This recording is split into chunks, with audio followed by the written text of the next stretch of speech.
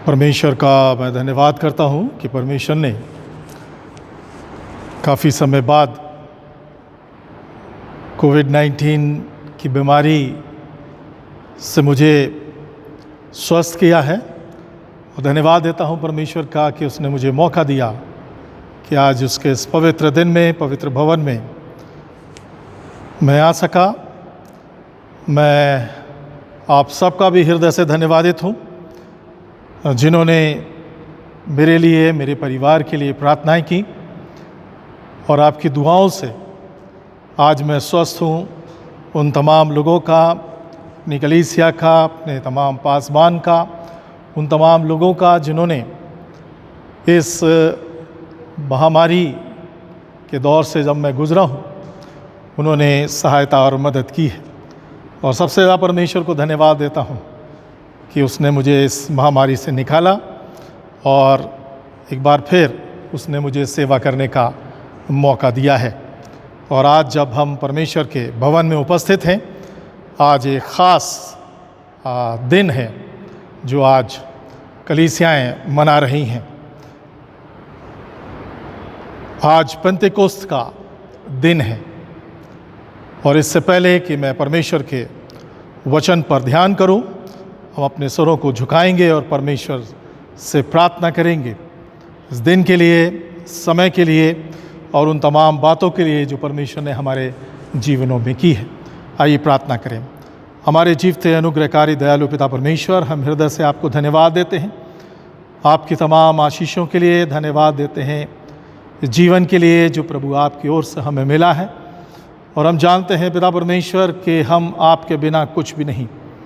पिता परमेश्वर, जो कुछ हमारे जीवन में है, पिता परमेश्वर, सब कुछ आपका है। ये सांसें आपकी हैं, ये जीवन आपका है। और पिता परमेश्वर, आप हमें इस दुनिया में इसलिए कायम रखते हैं कि जब तक हम रहें, अपने जीवनों से आपकी महिमा, आपकी स्तुति करने वाले बन सके। पिता परमेश्वर, धन्यवादित हैं कि आपने हमको उस महामारी और इस बीमारी से छुटकारा देकर एक बार फिर अपने भवन में बुलाकर आपने मौका दिया है कि हम आपकी सेवाओं को अंजाम दें। ख़ास तौर से पिता परमेश्वर, आज के इस विशेष दिन को जब पिता परमेश्वर तमाम कलीसियाएँ पेंतेकोस्त का इतवार को बना रही हैं, हम जानते हैं पिता परमेश्वर कि आपने हमारे लिए वो इंतज़ाम किया है, आपने अपने वायदे को पूरा किया और पिता परमेश्वर इस पवित्र आत्मा को हमारे लिए भेजा। आज हमारी अगुवाई करता है प्रभु, हमें विश्वास में दृढ़ रखता है और हमें मौके देता है कि हम अपने जीवनों में आगे बढ़कर कार्य कर सकें, उन सेवाओं को कर सकें जो प्रभु आपने हमारे जीवन के लिए निर्धारित की हैं। तमाम बातों को और ख़ास तौर से आज के वचन को जो प्रभु हम आपके लोगों के साथ बांटना चाहते हैं, आप पिता परमेश्वर आशीषित करें और पवित्र आत्मा की अगुवाई से उन्हें दें कि वो विचार जो प्रभु आपकी ओर से आते हैं हम दूसरों तक पहुंचाने वाले बन सकें। सारा आदर महिमा आपको देते हुए अपने उद्धारकर्ता प्रभु यीशु ख्रीस्ट के नाम में होकर मांगते हैं, आमीन।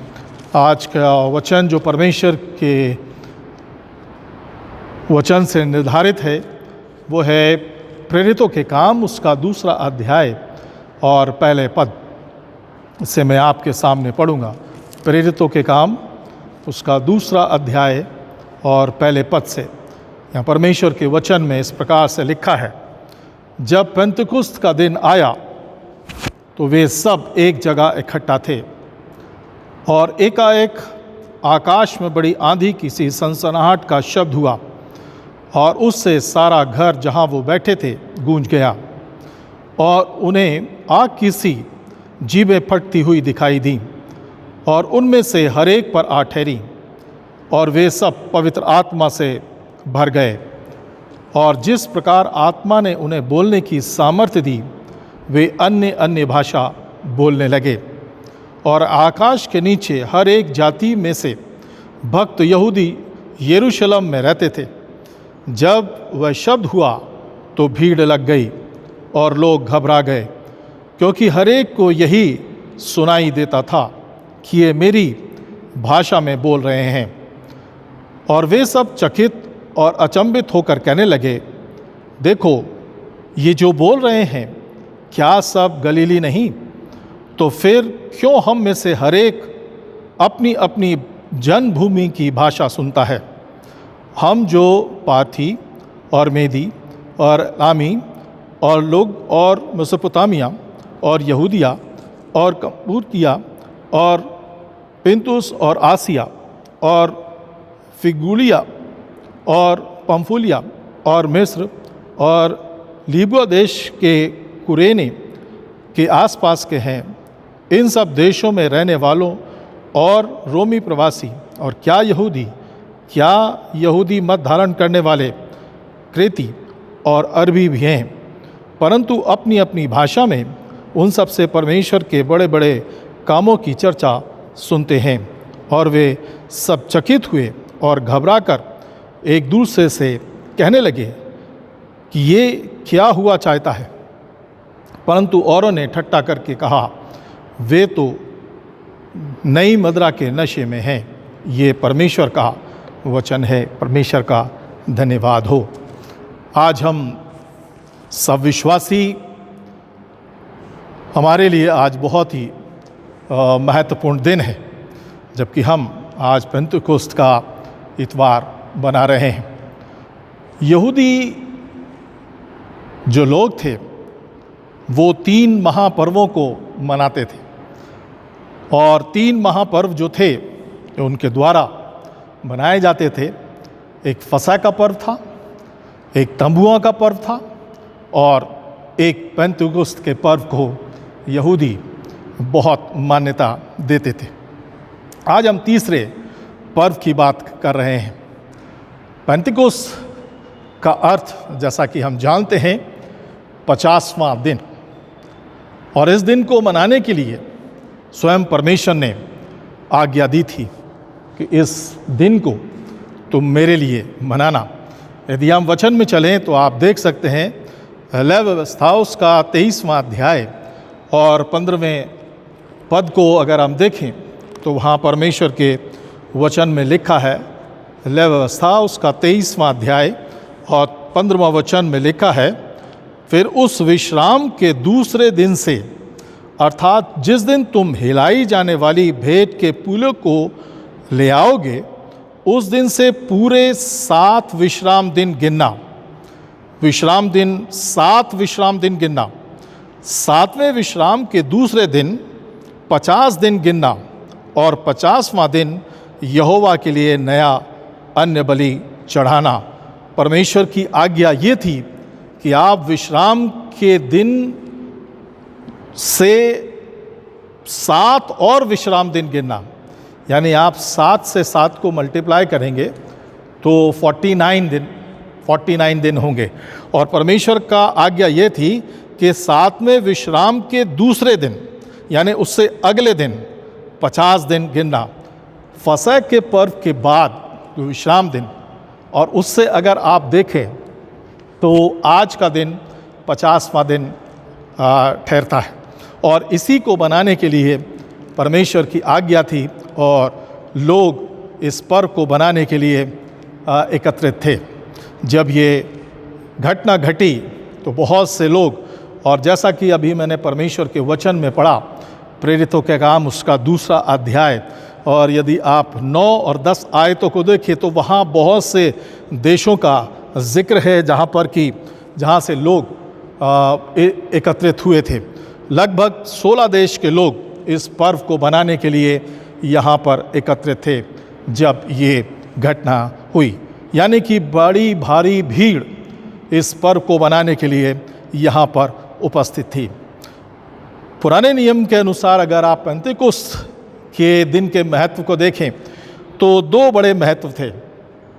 एक ऐतिहासिक महत्व था, और ऐतिहासिक महत्व इस बात के लिए था कि परमेश्वर ने सीनै पर्वत पर मूसा को 10 आज्ञाएं दी थी, और उस आज्ञा के दिन को मनाने के लिए लोग उपस्थित होते थे और परमेश्वर का धन्यवाद करते थे, क्योंकि परमेश्वर ने उनको आज के दिन व्यवस्था दी थी।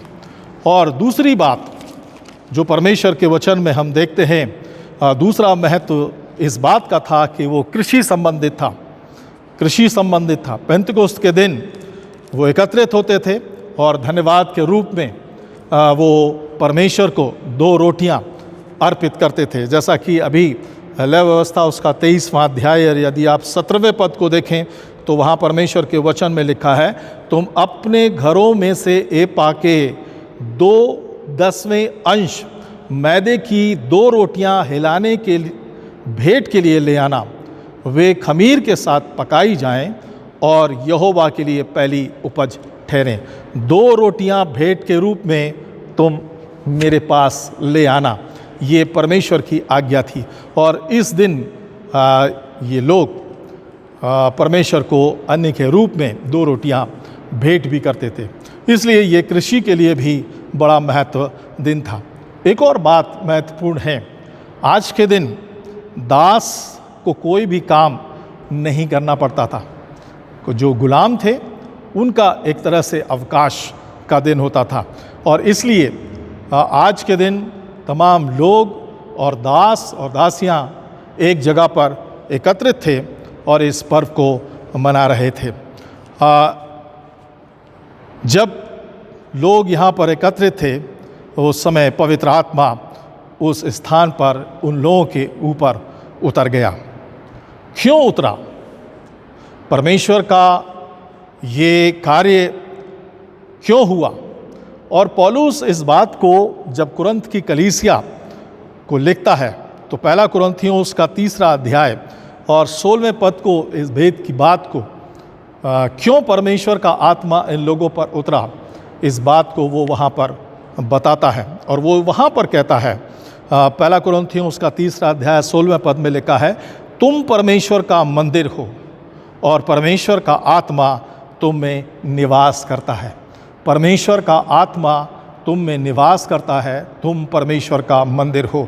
और इसलिए परमेश्वर का आत्मा लोगों पर उतरना कोई अचानक बात नहीं थी, बल्कि ये परमेश्वर की योजना थी। परमेश्वर ने मनुष्य को इसीलिए बनाया था ताकि वो अपने कार्यों को उनके द्वारा कर सके।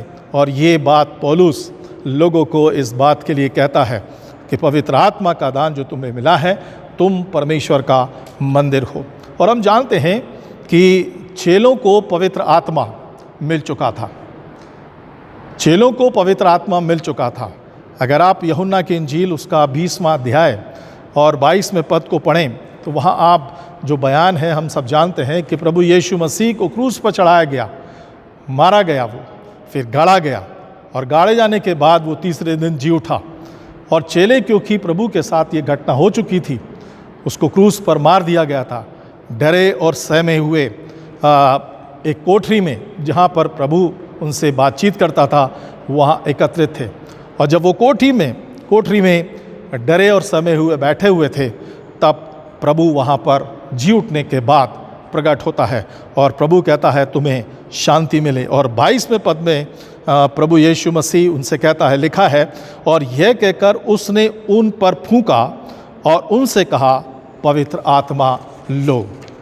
शिष्यों को पवित्र आत्मा प्रभु यीशु मसीह ने उस समय जब वो उस कोठरी में बंद थे, प्रभु यीशु मसीह के द्वारा वो पवित्र आत्मा उनको मिला। यानी शिष्यों को पवित्र आत्मा मिल चुका था, उन्होंने पवित्र आत्मा पाया था।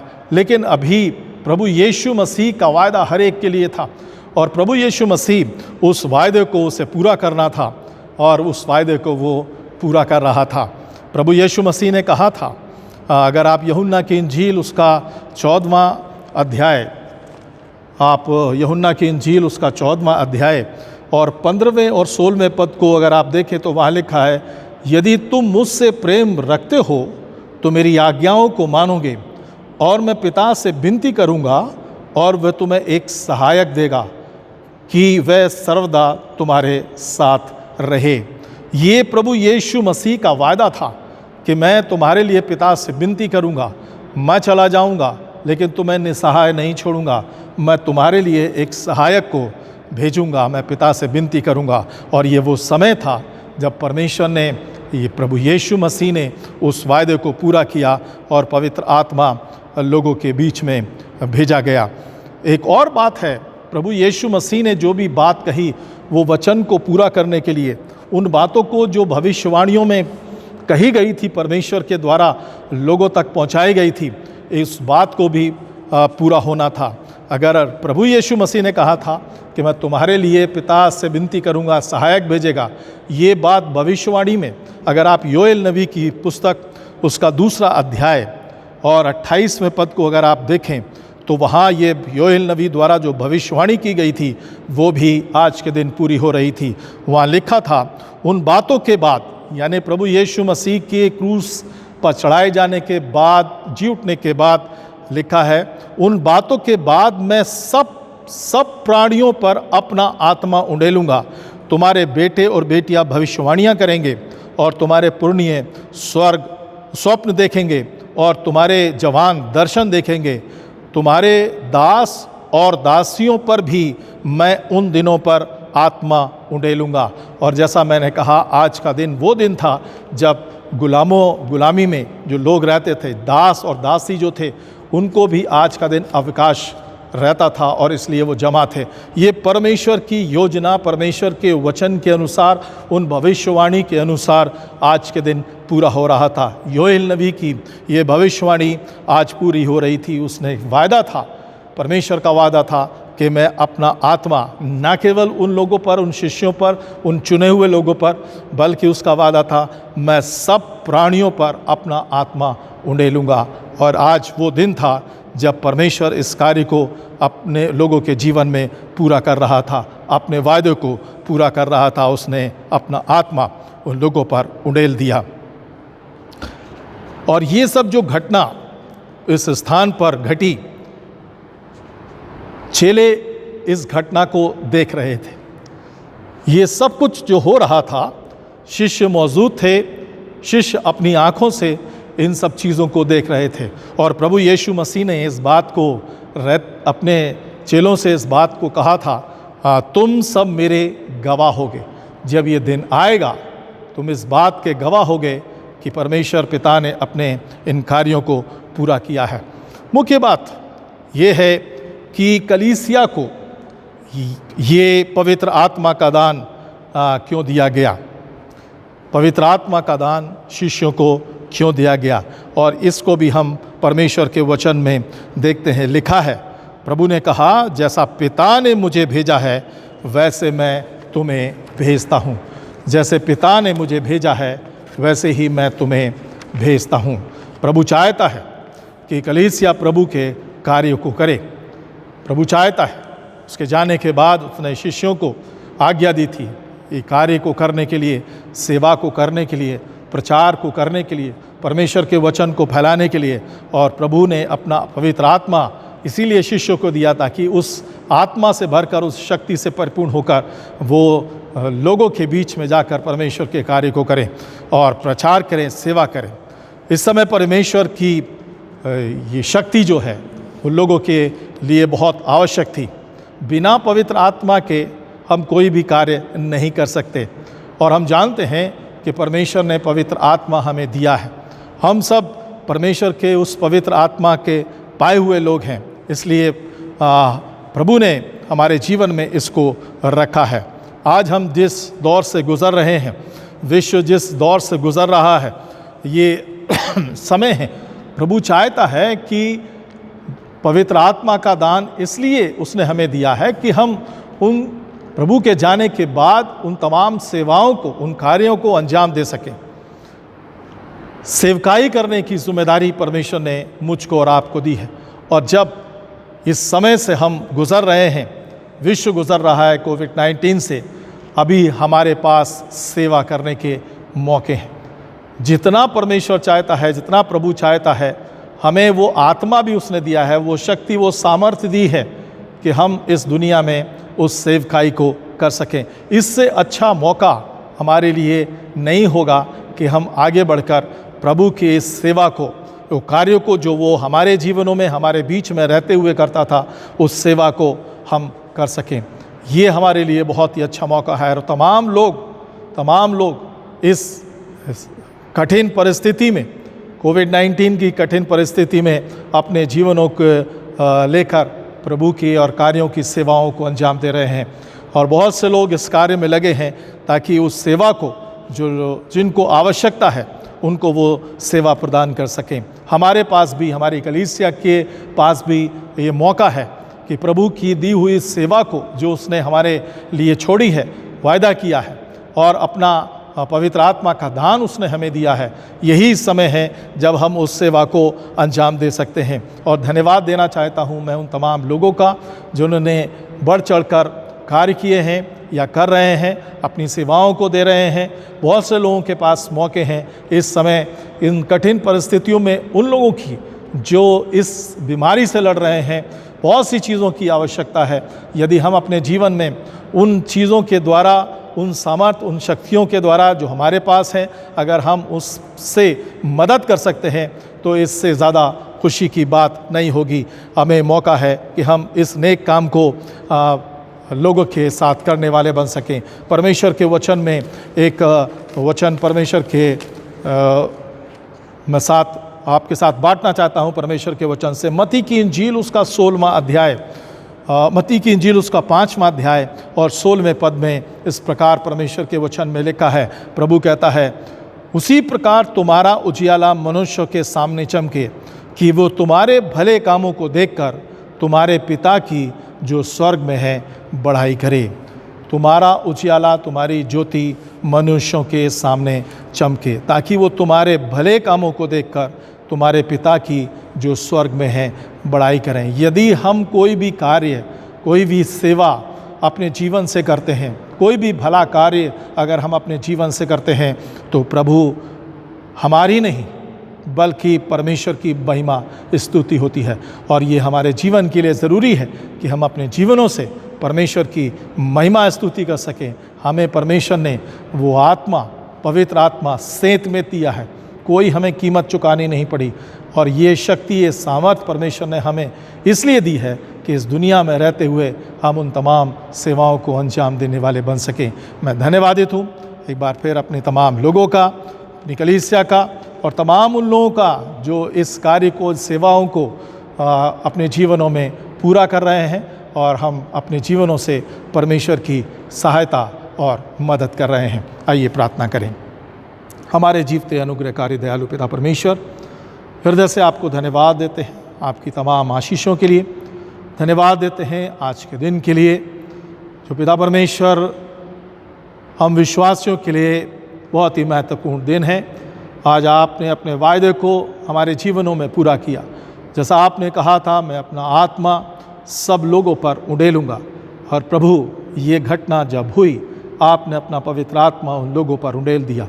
पिता परमेश्वर, आप चाहते हैं कि हम इस दुनिया में जब तक रहें आपकी दी हुई सेवाओं को अंजाम दें। और आपने हमें ये आज्ञा दी है, जाओ और सेवाओं को अंजाम दो।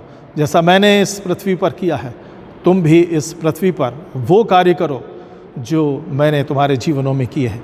उन्हें दे पिता परमेश्वर कि हम अपने जीवनों से आपकी महिमा करने वाले बन सकें, उस सेवकाई को अंजाम देने वाले बन सकें। और जबकि ये कठिन समय है, परिस्थितियां हैं, प्रभु आप अपने लोगों को तैयार करें ताकि वो इस बड़ी सेवा को इन लोगों के बीच में बांटने वाले बन सकें, उस सेवा को अंजाम देने वाले बन सकें, ताकि उनके जीवन के द्वारा, उनके सहयोग के द्वारा पिता परमेश्वर आपकी महिमा, आपकी स्तुति हो। सारा आदर महिमा आपको देते हुए अपने उद्धारकर्ता प्रभु यीशु क्रिस्ट के नाम में होकर मांगते हैं, आमीन। अब प्रभु यीशु क्रिस्ट का अनुग्रह, ईश्वर पिता का प्रेम और पवित्र आत्मा की सहभागिता हम में से हर एक के साथ अब से लेकर हमेशा तक होती रहे, आमीन।